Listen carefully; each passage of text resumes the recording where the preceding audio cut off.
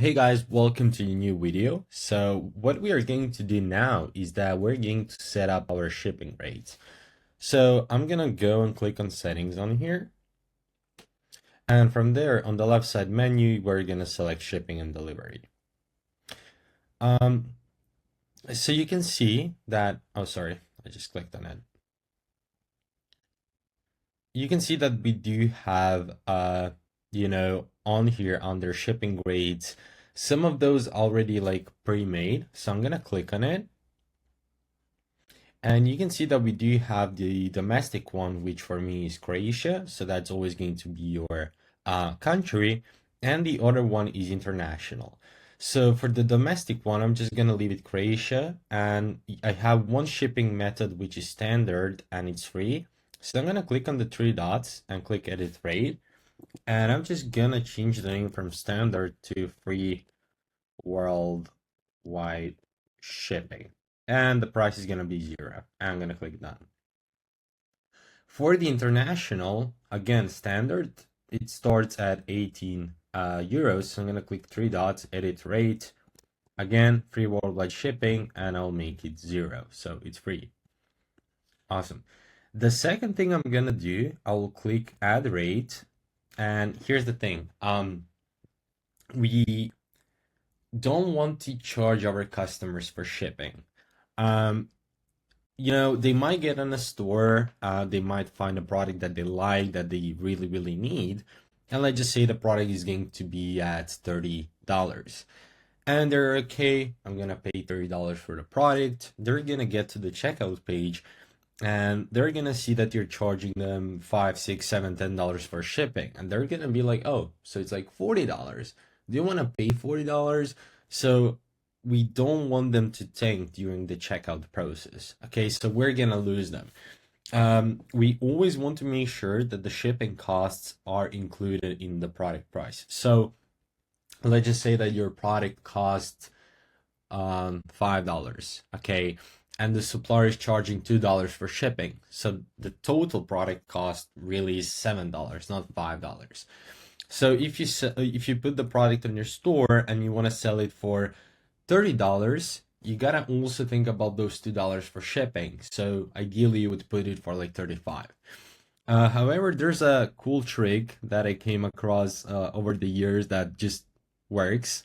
Um, it's kind of a you don't have to do it if you don't like, but I always do it because it decreases the average order value. But the thing is that we want to have both free and paid shipping. So the free one, it's free, as we said, included in the product price. But the paid one, it's going to be obviously paid, but it's going to be presented as faster shipping, secure, and so on.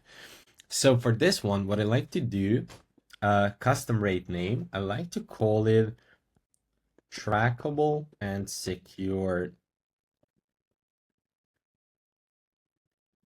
shipping. Okay, trackable and secure shipping. Here's the thing. No matter if the customer goes with a free shipping or a paid one, like this one, the shipping is going to be exactly the same.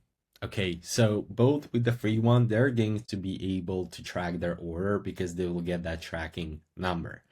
Okay, and secured shipping, it's not like we're putting some kind of insurance on it, but the way the whole thing works, if the product gets stuck, if the product gets lost, damaged, or something like that, in both cases, the supplier will go and refund the money. Okay, no matter what the shipping is. But when we are presented with a free one and trackable and secured, you're more likely to go with that one. Some percentage of the people, so it's a cool trick to increase that conversion rate. For the price, we don't want to put a rounded number like $5, okay? €5.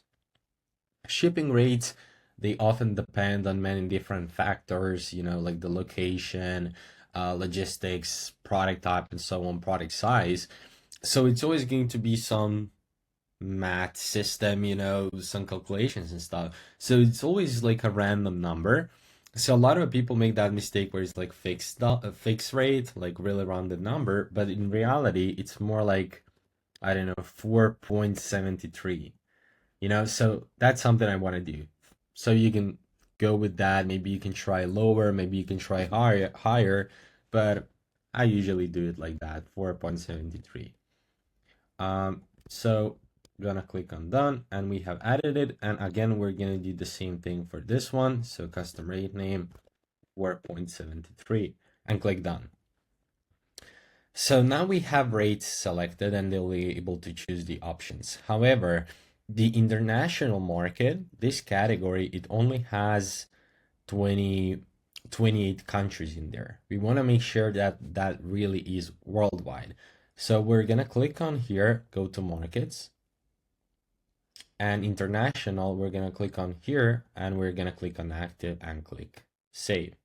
Okay, so now we have activated that market. If we click on shipping on here, you can see the list of the countries that are on there. But what I'm going to do is go back a little bit. So we're going to click on the international market and we're going to click on more actions and edit market. And from there, we're going to click edit on here and we're just going to make sure to select all Africa, Asia, whole Europe. We're going to select whole North America, Oceania, and South America and click save. It's gonna take some time. Cool. Now because we have previously set the rates for those 28 countries, we have to go and configure them again. So we're gonna go to shipping, click on here, and for international, we're gonna click on edit zone, and again, make sure to select all of the countries on here. So again, Asia, whole Europe, North America,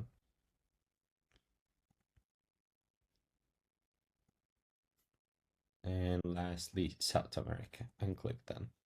Awesome. And that's it. So we have all the rates, domestic market and international one. So if again we go to markets and we click in the international, we can see that it's active.